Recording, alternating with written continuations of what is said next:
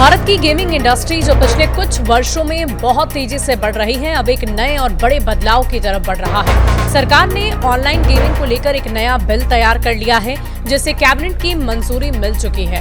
आपको बता दें कि अब ये बिल संसद में पेश किया जाएगा और अगर ये पास हो जाता है तो इसका असर उन सभी ऑनलाइन गेम्स पर पड़ेगा जिनमें असली पैसे से खेला जाता है या सट्टेबाजी की जाती है।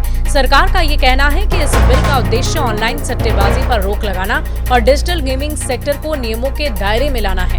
प्रधानमंत्री नरेंद्र मोदी की अध्यक्षता में हुई कैबिनेट की मीटिंग में इस बिल को हरी झंडी दिखा दी गई। सूत्रों के अनुसार बिल के कानून बन जाने के बाद वित्तीय संस्थानों को एक ऐसे प्लेटफॉर्म का पैसा ट्रांसफर करने से रोका जा सकता है जहां असली पैसों से गेम खेला जा रहा है। अब बहुत से लोगों के मन में ये सवाल होगा कि क्या सभी ऑनलाइन गेम्स बंद हो जाएंगे? इसका जवाब है नहीं।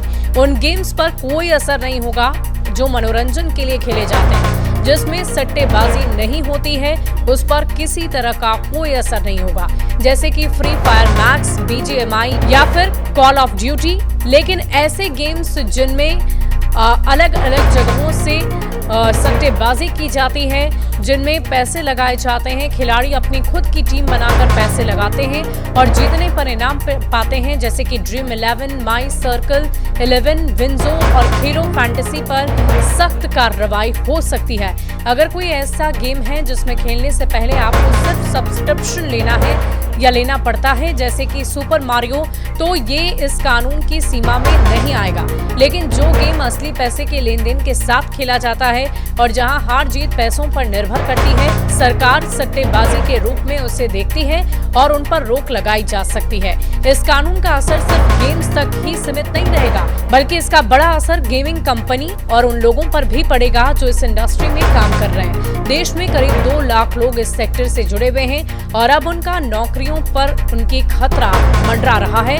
और इससे पहले ही सरकार ने ऑनलाइन गेमिंग पर टैक्स बढ़ाकर 30% कर दिया है, जिससे कंपनियों की लागत पहले ही बढ़ चुकी है। इस प्रस्तावित कानून के तहत सरकार अब ऐसे गेम्स के प्रचार पर पाबंदी लगाने की तैयारियां कर रही है, यानी टीवी या इंटरनेट पर दिखने वाले वो विज्ञापन जो कहते हैं कि खेलो और लाखों कमाओ, और अब वो दिखाई नहीं देंगे।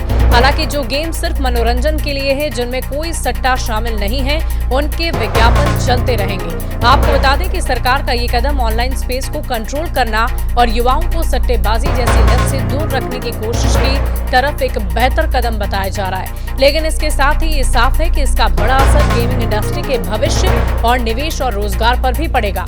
अब सबकी नजर इस बात पर है कि संसद में जब ये बिल पास होता है तो क्या कुछ होगा, या ये बिल पास होगा या नहीं। अगर ऐसा होता है तो भारत का ऑनलाइन गेमिंग की दुनिया पूरी तरह से बदल सकती है और इस पर व्यापक तौर पर असर भी पड़ सकता है।